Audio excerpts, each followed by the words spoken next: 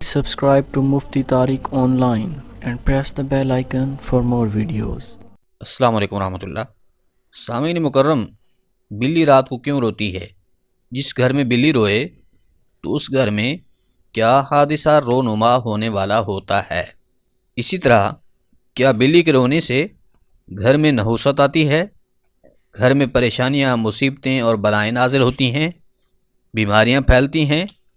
جس گھر میں بلی روئے تو اس گھر کا رزق بھی تنگ ہو جاتا ہے، گھر والے ہر وقت پریشان رہتے ہیں۔ بلی جنات کو دیکھ کر روتی ہے، جنات گھر میں داخل ہوں یا پھر جنات کا سایہ ہو تو اس وقت بلی رات کو روتی ہے، یا پھر اسی طرح جنات بلی کی شکل میں گھر میں آ کر روتے ہیں۔ سامعین ذی وقار، یہ وہ تمام باتیں ہیں جو کہ عوام الناس میں مشہور ہیں۔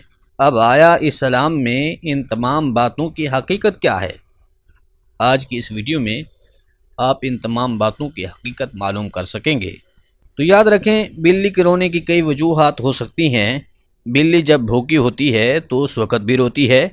اسی طرح جب بلیاں آپس میں لڑتی ہیں تو اس وقت بھی وہ اس طرح کی آوازیں نکالتی ہیں جیسا کہ وہ رو رہی ہوں۔ تو لہٰذا ان کے رونے کی کئی وجوہات ہو سکتی ہیں، مگر ان چیزوں کی اسلام میں کسی بھی طرح کی کوئی حقیقت بالکل بھی نہیں ہے۔ جس طرح کہ عوام الناس میں مشہور ہے کہ بلی کے رونے سے نحوست آتی ہے، بلی رو رہی ہو تو بلی کا رونا اچھا نہیں ہوتا، کیونکہ اس سے گھر میں بیماریاں پیدا ہو جاتی ہیں۔ یاد رکھیں، اسلام میں تو سرے سے ہی ان چیزوں کی کوئی اصل نہیں ہے۔ اب نحوست کیوں آتی ہے؟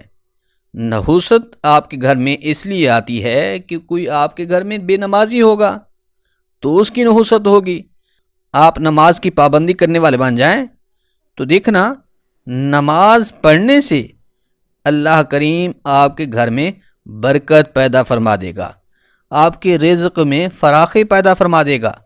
مگر ہاں، یہ بات ضرور ہے کہ اگر آپ نے بلی پال رکھی ہے تو اس کی خوراک، اس کا دانہ پانی، یہ سب آپ کے ذمہ ہے۔ اس کے علاوہ بھی اگر اور جانور آپ نے پال رکھے ہیں تو ان کا دانہ پانی کا خیال رکھنا آپ کے ذمہ میں ہے۔ لیکن ان چیزوں کی آوازیں نکالنے سے نہ تو آپ پر کوئی اثر ہو سکتا ہے اور نہ ہی آپ کے گھر اور رزق میں کوئی خلل واقع ہو سکتا ہے۔ امید ہے بات سمجھ آ گئی ہوگی۔